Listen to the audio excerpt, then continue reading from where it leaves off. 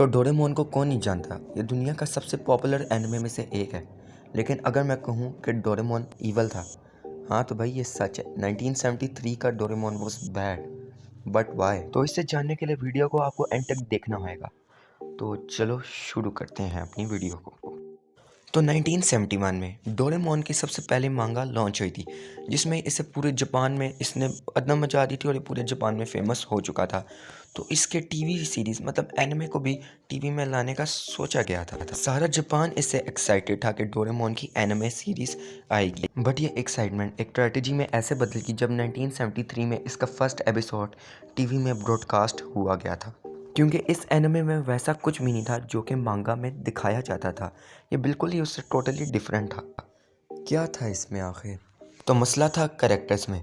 उस टाइम के कैरेक्टर्स और आज के कैरेक्टर्स में बहुत ही ज़्यादा फ़र्क है। तो आज के टाइम में हम डोरेमोन और नोबिता की फ्रेंडशिप देखते हैं।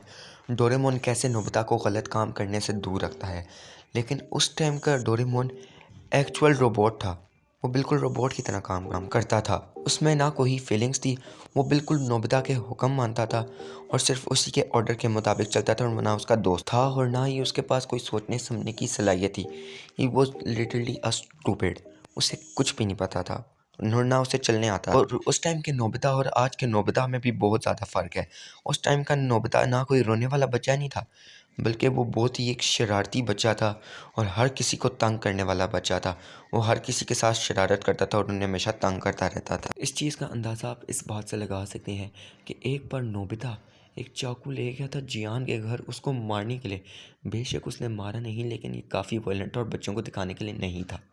जियान भी उस टाइम का काफ़ी वायलेंट और बुली बचा था। इस चीज़ का अंदाज़ा आप इस बात से भी लगा सकते हैं कि उसकी अम्मी भी मरी हुई थी और वो अपने भुलक्कड़ पिता को मारता रहता था और उसको पीटता रहता था। और सोनियो उस टाइम का वैसे ही था जैसे कि रईस है, और थोड़ा सा चालाक, और शिज़ुका वैसी ही थी, ऐसे काइंड हार्टेड। तो आखिरकार ये शो ऐसा था क्यों? ये उस टाइम का सबसे ज़्यादा वाहियात एनिमे में से एक था। ये तो उसके राइटर को भी ये शो बिल्कुल भी पसंद नहीं आया था।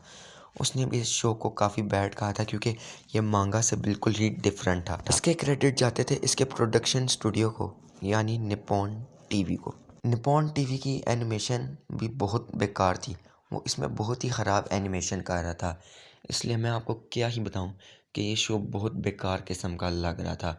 और आप इस चीज़ का अंदाज़ा इस बात से भी लगा सकते हैं कि कुछ ही अरसे में निप्पॉन टीवी बंद हो गया और ये उनका सिर्फ आखिरी शो था। और इस सीरीज़ के सिर्फ 26 एपिसोड्स हुए और 30 सितंबर 1973 को ये शो ऑफ एयर हो चुका था। तो अगर वीडियो पसंद आए चैनल को लाइक करना और चैनल सब्सक्राइब